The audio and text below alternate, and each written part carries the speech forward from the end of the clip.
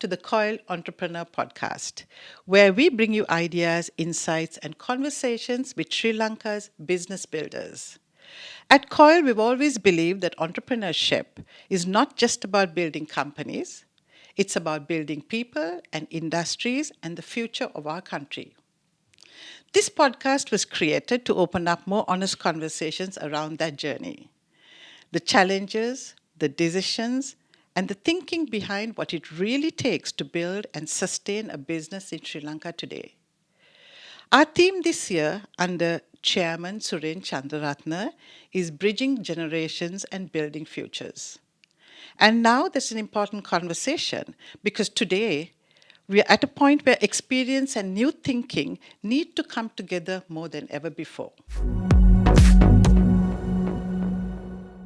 Joining me today are three leaders representing different perspectives of Sri Lankan entrepreneurship and business leadership.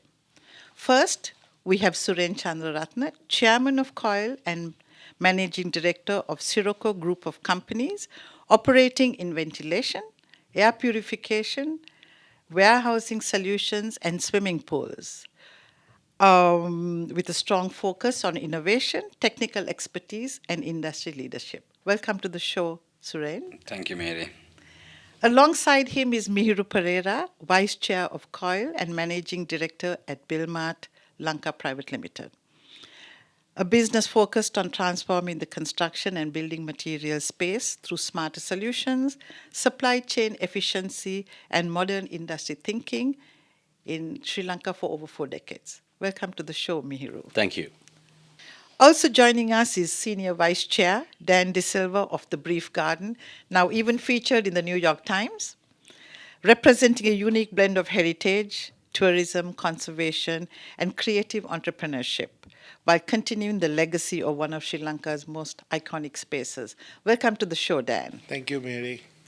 Gentlemen, welcome to the COYLE Entrepreneur Podcast, and it is great to have you guys with us on the show today. Let me start with the theme for the year, Bridging Generations and Building Futures. It sounds powerful, Suren, but I want to make it real. What does it actually mean to you personally? Mary, when it comes to the theme, Bridging Generations and Building Futures, see, in any sector or anything in life, you have your past and you have the present. So what happens is your future depends on how well you learn from your past and how well you navigate the present. So at COYLE, we have 137 members today, which started with 17 members. So 17 entrepreneurs starting, and today it has grown to 137, means that there is a fairly large gap here. And within recent past, we have been having new members coming in with a lot of energy, lot of enthusiasm, and so on. And you have the senior members who has a lot of experience, exposure, and how COYLE had done things in the past. COYLE was initially young Lankan entrepreneurs. In the 25th year, the young part was taken out. Although all of us feel young at heart, if you look at the identity card, it's not the case. So I'm trying to see how we can bridge the gap here. And also in the recent past, we have women entrepreneurs as well. So bridging the gap means to try and bring in the wisdom and the experience and the exposure of the old members or the senior members, and taking the energy and the new thinking of the young members and combining it together and building something that will last another 25, another 50 years. So that is what it is. Okay, so where do you see the biggest disconnect here between the past members and the new members? So the biggest disconnect I see here is the age gap, the exposure, the experience, and most of the time the senior members, they have reached where they have reached with a lot of hard work. I'm not saying the new members don't have not put in that hard work, but it is a lot more harder.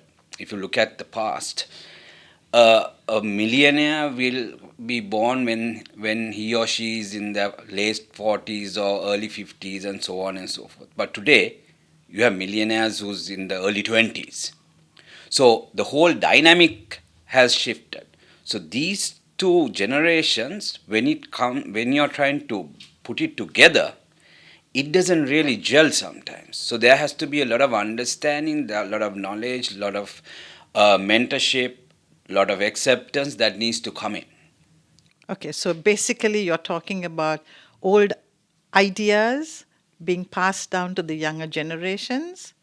It's all ideas and also the knowledge and the wisdom. Okay, right. All of you have seen business from different stages, right? In some cases, like you, across generations, your second generation, right? Correct. So let me ask you this. What is the difference between an entrepreneur today and those who started businesses 20 or 30 years ago? Well, for me, the biggest is global exposure. So, Mihir, as you correctly said, I am a second gen entrepreneur. My founders found our company 40 years ago. And for them, at that time, the referral points were more local. Right now, entrepreneurs who are in their 20s, referral points are likes of Singapore or Silicon Valley or someone in China. Right. But there's still positivity and negativity on both things, because what might work right now in Silicon Valley might not work in Sri Lanka. So you need to understand your referral points, your strengths, and what works best for you. But having that global exposure is a massive advantage. That's on the experience side of it. At the same time, the access to capital. Right now, what it was there 40 years ago, maybe you just go to a traditional bank and you ask for funding. Whereas right now, there are a lot of options you have available. Agencies there, funding, angel investors, whatnot. At the same time, there's a lot of noise as well. So you need to understand when to take and what to take. So a lot of options are there, but you need to be smart on how to apply them. Dan, I'm going to ask you the same question, but you are in a different space. You're in a totally different space, right? So, and you are also second generation. In your space, what do you see is the biggest difference between entrepreneurs during your dad's time and now? Less competition. And when it was always about, in my industry, being a landscape designer, being in the architectural space, it's all about making a name for yourself or for your company. It's when my father returned to Sri Lanka in the late 60s, he was one of those very few people he had to compete with or have other service providers. So it was basically about 3 to 4 of them. But where now every year we produce about close to about 70 odd graduate landscape architects from the Colombo University. So the issue there is the newer landscape architects who come out, they are scared to start their own businesses. But still, there's competition. There are lots of them. So it's. Do you think today's entrepreneurs have it easier or just different?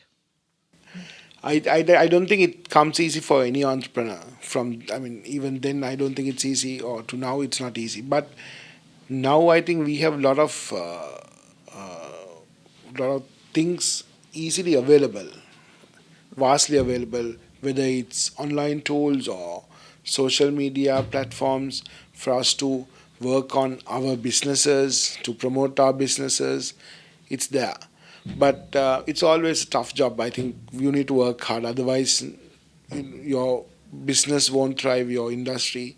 Will not help your industry. So, on the flip side, what do you think younger entrepreneurs are missing that the older generations understood better? I always think that the older generation had to work harder for it. And like I said, they were more determined. The dedication was there. When it comes to the newer generation, I think we lack empathy also, and emotionally, I would say the old generation, they want to achieve it and they want to own it. Nowadays, most of the people, sometimes I work with also, look for easiest way to achieve it. Right. Let's turn to what comes next, building the future. Suren, if this theme is about building the future, what does it look like in practical terms for COYLE this year? So when it comes to the theme, and what I'll be happy with is at the end of the year, if we can have more entrepreneurs who has taken their business overseas, who has been mentored by the senior members, who were the new members and the senior members bridging the gap and them working as one team. They have business collaboration that is going on, and if we have given more employment and raised the bar. See, entrepreneurship is nothing new. It is as old as the world.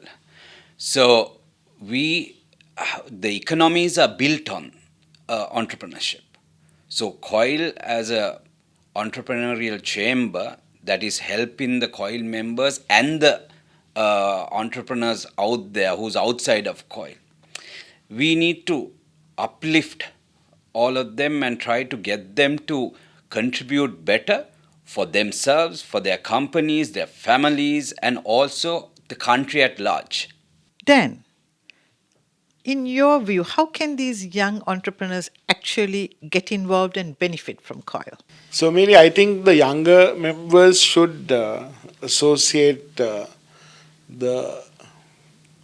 senior members who are there and listen to their stories. Some of them are brilliant. Some of them. I mean, there might be. There might be a sort of a social awkwardness when they talk to, because some of these kids are from US, or done their university in US or England or whatever, but they're all from Sri Lanka. So you just need to say, in COYLE we always respect the senior members, each other.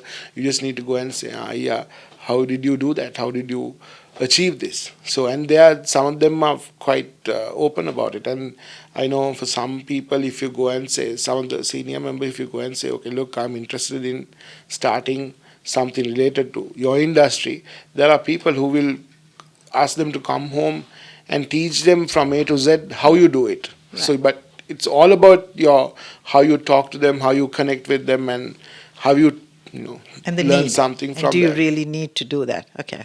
So we are also at a time where technology, especially AI, plays a huge role in businesses, right?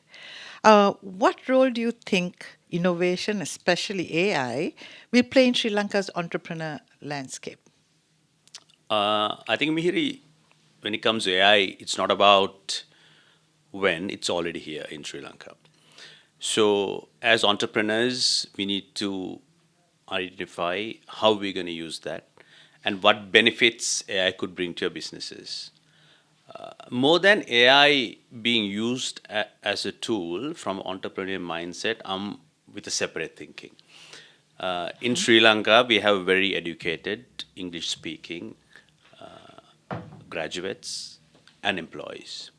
So it's a matter of how Sri Lankan entrepreneurs will develop AI driven solutions. Because we have a great opportunity to do what I call digital export driven economy. So AI is a great platform for entrepreneurs to develop in Sri Lanka and sell it outside. So rather than looking at how best we used AI produced outside Sri Lanka to our benefit, let's look at driving AI driven solutions in Sri Lanka and sell it to the world. That's how I see AI and technology being used. Is there an example you can share with us? See, right now, In your industry, basically? of course, in our Yeah. industry, there are a couple of products that are Sri Lankan born. What COYLE needs to do is, there are a lot of Sri Lankan businesses which doesn't have visibility, which are being developed in closed doors. They don't have access to the market. So like that, there are a lot of AI-driven businesses that are developed in Sri Lanka in closed doors. And that's something I want to continue from what Suren said as well. All these things COYLE can do. I mean, we can do mentorship. We can give visibility to products like these that are coming out of Sri Lanka. At the same time, we can be an advocate as well. I mean, all these things need processes, regulations in place at government level. Right. So COYLE can advocate where the policies are being made for the entrepreneurs. So coming back to your question, AI is, I mean, it's here. We are using it right now. I'm using in my industry. When it comes to drawings, when it comes to quantity surveying, we are using AI. There are Sri Lankan based products. So let's encourage entrepreneurs to build AI-driven solutions in Sri Lanka, send it to the world, and make a digital economy out of it. So you said Sri Lanka can benefit from AI, right? So they are not at the moment, or they are not doing it enough? I don't think we are not doing it enough. Okay. Right now, we are mainly looking at, for most people right now, AI is about ChatGPT and Yeah. Claude. I mean, Right. there's more to it than Right. that. So we need to look beyond. So when you think about the next decade, which sectors or industries do you think will benefit most or define Sri Lanka's growth story?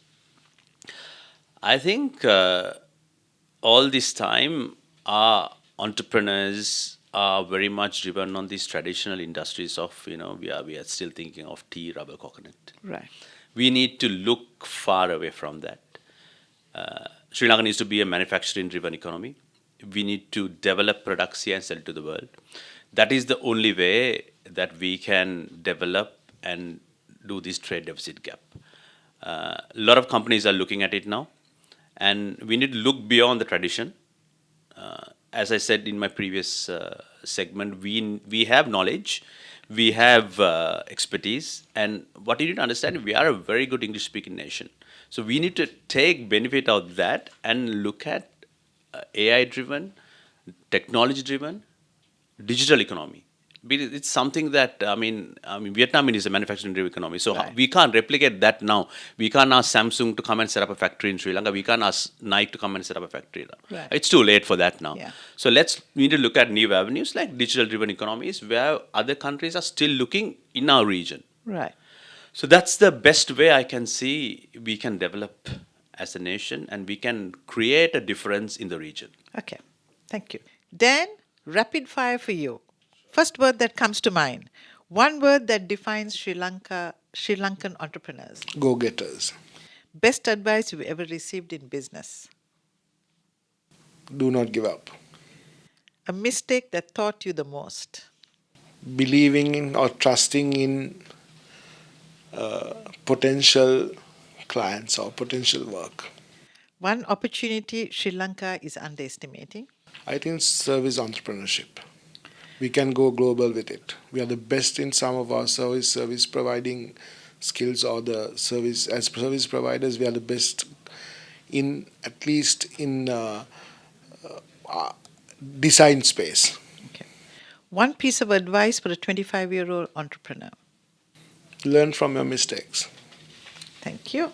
Okay, so let's keep this quick. First thing that comes to mind, I want you to answer. One word, okay? One word that defines Sri Lanka's entrepreneurship. Challenging.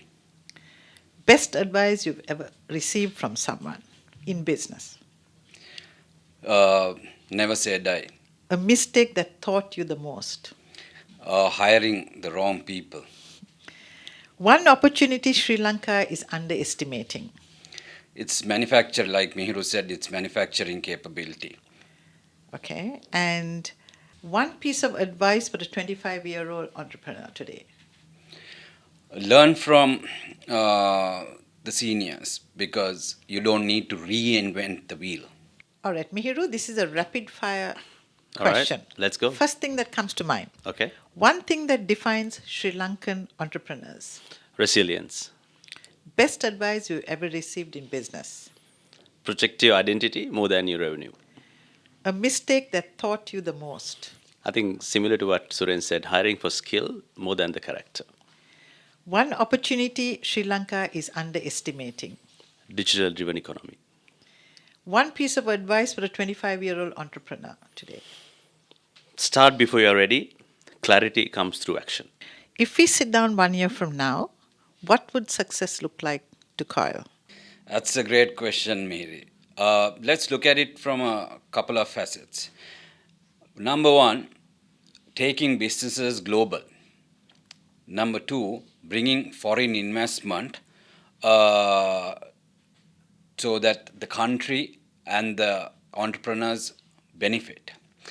Also, using the differences of the senior members and the younger members at COYLE and making it a strength so that there can be better collaboration between them, more joint ventures, so that the COYLE itself becomes a stronger platform where it is not only helping the COYLE members but helping the country as a whole, and also the entrepreneurs who are not at COYLE. So, bridging generations and building futures would make absolute sense if we can achieve that. And 1 year down the line, we sit down here and if we say, look, we achieved this, I would think that's a fantastic achievement. Mihiru, if we sit down 1 year from now, what would success look like for COYLE? I think I've always said in many forums that COYLE is not just an entrepreneurial club, it's a movement in Sri Lanka. From here onwards, I would say diversity in age, in gender, and in industry as well. So if you can achieve that, I think what Suren is trying to do now, this year, and as Dan said, he's taking over next year, and then as a continuation in 2028, I'll be taking over. So I think we will be achieving a lot in terms of transforming Sri Lanka's entrepreneurial space. Thank you. Thank you, gentlemen. Thank you very much for joining us today. Thank you, Mary. Thank Been a you, pleasure. Mary. What we've heard today is a reminder that building business is one challenge, but evolving it across generations is another. It takes trust, it takes change, and often it takes letting go. That's what bridging generations really means, not holding on to the past, but using it to build what's next. To everyone listening, thank you for joining us on our first COYLE Entrepreneur podcast. Stay connected with COYLE for more conversations like this. And we look forward to bringing you more voices, shaping the future of entrepreneurship in Sri Lanka. We see you on the next episode.